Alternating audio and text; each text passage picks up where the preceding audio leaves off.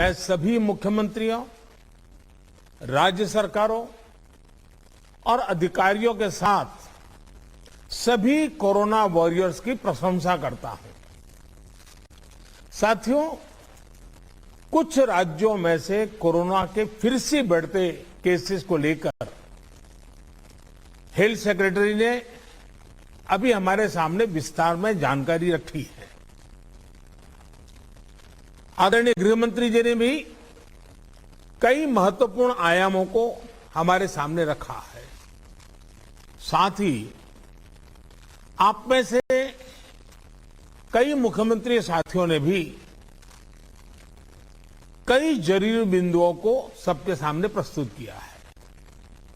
ये स्पष्ट है कि कोरोना की चुनौती अभी पूरी तरह से टली नहीं है। ओमिक्रॉन और उसके सब वेरिएंट्स किस तरह गंभीर परिस्थिति पैदा कर सकते हैं, ये यूरोप के देशों में हम देख रहे हैं। पिछले कुछ महीनों में कुछ देशों में इन सब वेरिएंट्स की वजह से कई सर्ज आए हैं। हम भारतवासियों ने कई देशों की तुलना में अपने देश में हालात को काफी बेहतर और नियंत्रण में रखा है। इन सब के बावजूद पिछले 2 हफ्तों से जिस तरह से कुछ राज्यों में केसेस बढ़ रहे हैं, उससे हमें अलर्ट रहने की जरूरत है।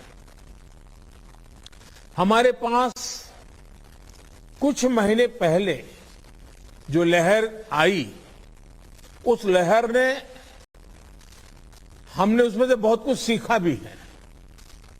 सभी देशवासी ओमिक्रॉन लहर से सफलतापूर्वक निपटे, बिना पैनिक किए देशवासियों ने मुकाबला भी किया।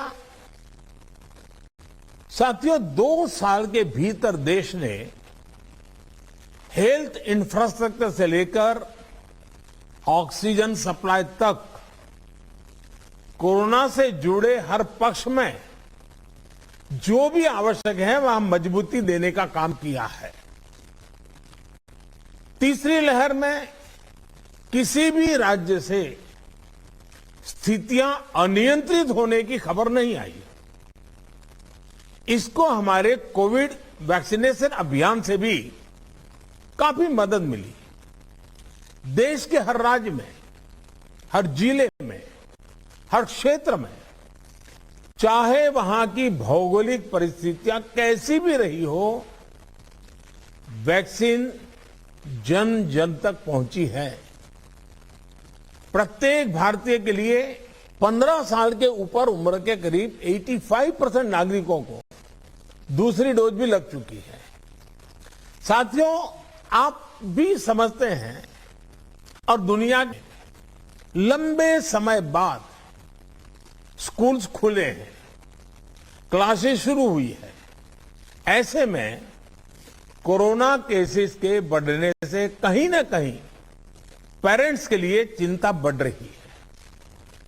कुछ स्कूल्स में बच्चों के संक्रमित होने के मामले में भी कुछ न कुछ खबरें आ रही हैं। लेकिन संतोष का विषय है कि ज्यादा से ज्यादा बच्चों को भी वैक्सीन का कवच मिल रहा है। मार्च में हमने 12 से 14 साल के बच्चों के लिए वैक्सीनेशन शुरू कर दिया था। अभी कल ही 6 से 12 साल के बच्चों के लिए भी कोवैक्सीन टीका की परमिशन मिल गई है। सभी एलिजिबल बच्चों का जल्द से जल्द टीकाकरण यह हमारी प्राथमिकता है। इसके लिए पहले की तरह स्कूलों में विशेष अभियान भी चलाने की जरूरत होगी। टीचर्स और माता पिता इसे लेकर जागरूक रहें। हमें ये भी सुनिश्चित करना होगा। वैक्सीन सुरक्षा कवच की मजबूती के लिए देश में सभी वयस्कों के लिए प्रिकॉशन डोज भी उपलब्ध हैं। टीचर्स, पेरेंट्स और बाकी एलिजिबल लोग भी प्रिकॉशन डोज ले सकते हैं। इस तरह भी हमें उन्हें जागरूक करते रहना होगा। साथियों, तीसरी लहर के दौरान हमने हर दिन 3 लाख से ज्यादा केसेस देखे हैं। हमारे सभी राज्यों ने इन केसेस को हैंडल भी किया और बाकी सामाजिक आर्थिक गतिविधियों को भी गति दी। यही बैलेंस आगे भी हमारी स्ट्रेटेजी का हिस्सा रहना चाहिए। हमारे साइंटिस्ट और एक्सपर्ट्स नेशनल और ग्लोबल सिचुएशन को लगातार मॉनिटर कर रहे हैं। उनके सुझावों पर हमें प्रिएम्प्टिव, प्रोएक्टिव और कलेक्टिव अप्रोच के साथ काम करना होगा। इन्फेक्शंस को शुरुआत में ही रोकना हमारी प्राथमिकता पहले भी थी और अब भी यही रहनी चाहिए। आप सबने भी जिस बात का उल्लेख किया, टेस्ट, ट्रैक और ट्रीट की हमारी स्ट्रेटेजी को भी हमें उतने ही प्रभावी तौर पर लागू करना है। आज कोरोना की जो स्थिति है उसमें ये जरूरी है कि अस्पतालों में भर्ती मरीजों में जो हमारे गंभीर इन्फ्लुएंजा के केसेस हैं उनका 100% आरटी-पीसीआर टेस्ट हो। इसमें जो भी पॉजिटिव आते हैं उनका सैंपल जीनोम सीक्वेंसिंग के लिए जरूर भेजें। इससे हम वेरिएंट की समय समय पर पहचान कर पाएंगे। साथियों, हमें सार्वजनिक स्थानों पर कोविड एप्रोप्रिएट बिहेवियर को प्रमोट करना है। साथ ही पब्लिक में पैनिक न फैले, ये भी सुनिश्चित करना है। साथियों, आज की इस चर्चा में हेल्थ इंफ्रास्ट्रक्चर को अपग्रेड करने के लिए जो काम हो रहे हैं उनकी भी बात हुई। इंफ्रास्ट्रक्चर के अपग्रेड का काम तेजी से चलता रहे, ये सुनिश्चित किया जाना चाहिए। बेड्स, वेंटिलेटर्स और पीएसए ऑक्सीजन प्लांट जैसी सुविधाओं के मामले में हम काफी बेहतर स्थिति में हैं, लेकिन ये सारी सुविधाएं फंक्शनल रहे, हमें ये भी सुनिश्चित करना होगा और उसको मॉनिटर किया जाए, जिम्मेवारी तय की जाए, ताकि कभी जरूरत पड़े तो हमें संकट ना आए। साथ ही अगर कहीं कोई गैप है तो मैं आग्रह करूंगा कि टॉप लेवल पर उसको वेरीफाई किया जाए, उसको भरने का प्रयास हो। मेडिकल कॉलेजेस, जिला अस्पताल, इन सब में हमें अपने मेडिकल इंफ्रास्ट्रक्चर को भी स्केल अप करना है और मैन पावर को भी स्केल अप करना है। मुझे विश्वास है आपसी सहयोग और संवाद से हम लगातार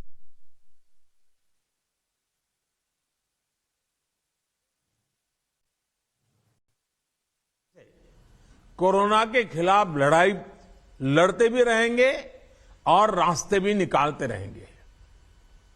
साथियों, कोऑपरेटिव फेडरलिज्म की जिस भावना को संविधान में व्यक्त किया गया है, उस पर चलते हुए भारत ने कोरोना के खिलाफ मजबूती से ये लंबी लड़ाई लड़ी है। वैश्विक परिस्थितियों की वजह से, बाहरी कारकों की वजह से देश की आंतरिक परिस्थितियों पर जो प्रभाव होता है, केंद्र और राज्यों ने मिलकर उसका मुकाबला किया भी है और आगे भी करना ही होगा। केंद्र और राज्यों के साझा प्रयासों से ही आज देश में बड़े स्तर पर हेल्थ इंफ्रास्ट्रक्चर में सुधार हो पाया है। लेकिन साथियों, आज इस चर्चा में मैं एक और पक्ष का जिक्र करना चाहता हूं। आज की वैश्विक परिस्थितियों में भारत की अर्थव्यवस्था की मजबूती के लिए आर्थिक निर्णयों में केंद्र और राज्य सरकारों का तालमेल, उनके बीच सामंजस्य पहले से अधिक आवश्यक है। आप सभी इस बात से परिचित हैं कि जो युद्ध की परिस्थिति पैदा हुई है और जिस प्रकार से सप्लाई चेन प्रभावित हुई है, और ऐसे माहौल में दिनों दिन चुनौतियां बढ़ती जा रही हैं। ये संकट, वैश्विक संकट, अनेक चुनौतियां लेकर के आ रहा है। ऐसे संकट के समय में केंद्र और राज्यों के बीच तालमेल को, कोऑपरेटिव फेडरलिज्म की भावना को और बढ़ाना अनिवार्य हो गया है। अब मैं एक छोटा सा उदाहरण देता हूं। जैसे पेट्रोल डीजल की कीमतों का एक विषय हम सबके सामने है। देशवासियों पर पेट्रोल डीजल की बढ़ती कीमत का बोझ कम करने के लिए केंद्र सरकार ने एक्साइज ड्यूटी में कमी की थी। पिछले नवंबर महीने में कम की थी। केंद्र सरकार ने राज्यों से भी आग्रह किया था कि वो अपने यहां टैक्स कम करे और ये बेनिफिट नागरिकों को ट्रांसफर करे। इसके बाद कुछ राज्यों ने तो भारत सरकार की इस भावना के अनुरूप यहां टैक्स कम कर दिया, लेकिन कुछ राज्यों द्वारा अपने राज्य के लोगों को इसका कोई लाभ नहीं दिया गया। इस वजह से पेट्रोल डीजल की कीमतें इन राज्यों में अब भी दूसरों के मुकाबले कहीं ज्यादा है। ये एक तरह से इन राज्यों के लोगों के साथ अन्याय तो है ही, साथ ही पड़ोसी राज्यों को भी नुकसान पहुंचाता है। स्वाभाविक है कि जो राज्य टैक्स में कटौती करते हैं उन्हें राजस्व की हानि होती है। जैसे अगर कर्नाटका ने टैक्स में कटौती नहीं की होती तो उसे इन 6 महीनों में 5,000 करोड़ रुपए से ज्यादा का राजस्व मिलता। गुजरात ने भी टैक्स कम नहीं किया होता तो उसे भी 3,500-4 हजार करोड़ रुपए से ज्यादा का राजस्व और मिलता। लेकिन ऐसे कुछ राज्यों ने अपने नागरिकों की भलाई के लिए, अपने नागरिकों को तकलीफ न हो इसलिए अपने वेट में, टैक्स में कमी की पॉजिटिव कदम उठाए। वहीं गुजरात और कर्नाटक के पड़ोसी राज्य ने टैक्स में कमी न करके इन 6 महीनों में 3,500 करोड़ रुपए से लेकर के 5-5.5 हजार करोड़ रुपए तक अतिरिक्त राजस्व कमा लिया। जैसा हम जानते हैं कि पिछले साल नवंबर महीने में वैट कम करने की बात की थी, सबको मैंने प्रार्थना की थी, लेकिन कई राज्य, मैं यहां किसी की आलोचना नहीं कर रहा हूं, मैं सिर्फ आपसे प्रार्थना कर रहा हूं, आपके राज्य के नागरिकों की भलाई के लिए प्रार्थना कर रहा हूं। अब जैसे उस समय 6 महीने पहले कुछ राज्यों ने बात को माना, कुछ राज्यों ने नहीं माना। अब कई राज्य जैसे महाराष्ट्र, पश्चिम बंगाल, तेलंगाना, आंध्र प्रदेश, तमिलनाडु, केरला, झारखंड, किसी न किसी कारण से उन्होंने इस बात को नहीं माना और उनके राज्य को, नागरिकों को बोझ कंटिन्यू रहा। मैं इस बात में नहीं जाऊंगा कि इस दौरान इन राज्यों ने कितना रेवेन्यू कमाया, लेकिन अब आपसे मेरी प्रार्थना है कि देश हित में आप पिछले नवंबर में जो करना था, 6 महीने डिले हो चुका है, अब भी आप अपने राज्य के नागरिकों को वैट कम करके इसका बेनिफिट पहुंचाइए। आप सब जानते हैं कि भारत सरकार के पास जो रेवेन्यू आता है उसका 42% तो राज्यों के ही पास चला जाता है। मेरा सभी राज्यों से आग्रह है कि वैश्विक संकट के इस समय में कोऑपरेटिव फेडरलिज्म की भावना पर चलते हुए एक टीम के रूप में हम सब मिलकर काम करें। अब मैं कई विषय हैं, बारीकी में नहीं जा रहा हूं, जैसे फर्टिलाइजर। आज हम तो फर्टिलाइजर पर दुनिया के देशों पर डिपेंडेंट है। कितना बड़ा संकट आया है, लगातार अनेक गुना सब्सिडी बढ़ रही है। हम किसानों पर बोझ ट्रांसफर नहीं करना चाहते। अब ऐसे संकट झेलने पड़ रहे हैं, तब मैं आप सबसे आग्रह करता हूं, प्रार्थना करता हूं कि आप अपने राज्य, अपने पड़ोसी राज्य, सभी देशवासियों के हित में उसकी सर्वोच्च प्राथमिकता दे। मैं एक और उदाहरण देता हूं। अब नवंबर में जो करना था नहीं किया, इसलिए पिछले 6 महीने में क्या हुआ है, आज चेन्नई में, तमिलनाडु में पेट्रोल करीब 111 रुपये के पास है। जयपुर में 118 से भी ज्यादा है। हैदराबाद में 119 से ज्यादा है। कोलकाता में 115 से ज्यादा है। मुंबई में 120 से ज्यादा है। और जिन्होंने कटौती की, मुंबई के ही बगल में दीव दमन में 102 रुपया है। मुंबई में 120, बगल में दीव दमन में 102 रुपया। अब कोलकाता में 115, लखनऊ में 105, हैदराबाद में 120 करीब करीब, जम्मू में 106, जयपुर में 118, गुवाहाटी में 105, गुड़गांव में 105 है। देहरादून, छोटा राज्य हमारा उत्तराखंड, 103 रुपया है। मैं आपसे आग्रह करता हूं कि आप 6 महीने भले जो कुछ भी आपका रेवेन्यू बढ़ा आपके राज्य के काम आएगा, लेकिन अब पूरे देश में आप सहयोग कीजिए। ये मेरी आपको विशेष प्रार्थना है। आज साथियों, एक विषय और जिस पर भी मैं अपनी बात आज कहना चाहता हूं। देश में गर्मी तेजी से बढ़ रही है और समय से पहले बहुत गर्मी बढ़ रही है, और ऐसे समय में हम अलग अलग स्थानों पर आग की बढ़ती हुई घटनाएं भी देख रहे हैं। जंगलों में, महत्वपूर्ण इमारतों में, अस्पतालों में आग की कई घटनाएं बीते कुछ दिनों में हुई है। हम सबको याद है वो दिन कितने पीड़ादायक थे जब पिछले साल कई हॉस्पिटलों में आग लगी, और वो बड़ी दर्दनाक स्थिति थी। बहुत मुश्किल समय था वो।